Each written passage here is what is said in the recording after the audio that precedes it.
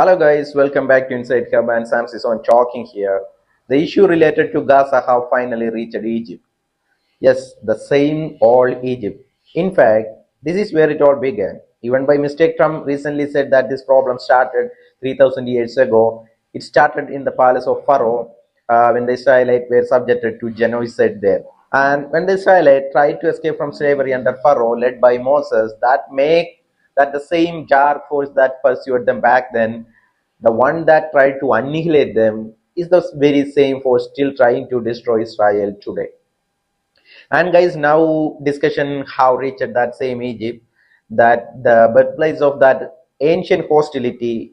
And in 1948, 1967, and 73, it was same Egypt tried to destroy Israel. But since Israel crushed them in those wars, and Egypt has since stayed quiet, only providing indirect support to terrorists. From there emerged support for Islamic Jihad or Muslim Brotherhood, the mother of all modern Islamic extreme movement. Through the various offshoots of that brotherhood, the final outcome, the movement we now see, is Hamas. Guys, the main reason I'm making this video today is because I have been getting discussion on various platforms asking things like, don't you see what's happening in Nigeria? So the key question we are trying to address in this video is whether it's fair or logical to compare Nigeria and Gaza, to link the two situations together. That's what I'm trying to do in this video. In fact, in the past few days, some people in our country, the so-called celebrities, have been commenting on these issues. I was just noticing all of them. And celebrities, I mean those people who will do anything if they are paid off, and those who go anywhere if someone hires them, those who will attend any event, cut any ribbon, or appear on any stage as long as they are paid. These are the people who are what we call celebrities nowadays. Hi guys, in reality, many of these people are diverse peoples and people who destroyed their own marriage without any consent for their children.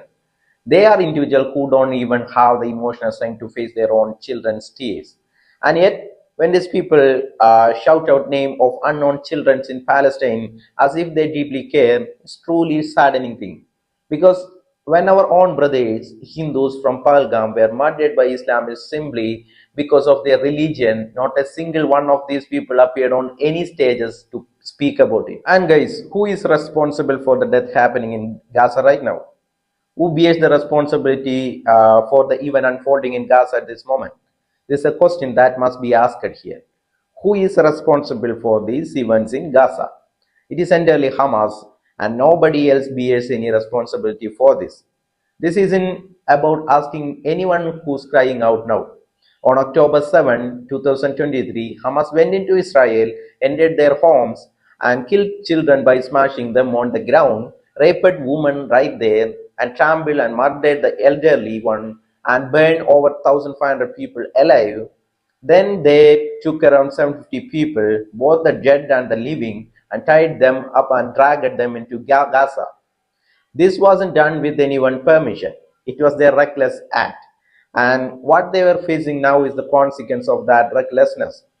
But what does Hamas do when they lack the strength of fight back to Israel? They use women and children as human shield there. They believe women are sacred, yet they offer their own children to be killed. They talk about women who have lost 2 children, 3 children, or even 5 children, and they glorify these women in Gaza heroic figure. So with the permission of these women, they take their children and children who are begging not to be killed and place them in front of death, sacrificing them too. Then they cry out that their children are being killed. This is what happening in Gaza today.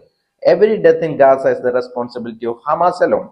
If children are dying there, if women are dying there, if Hamas fighters are dying there, it's all because of the war they started.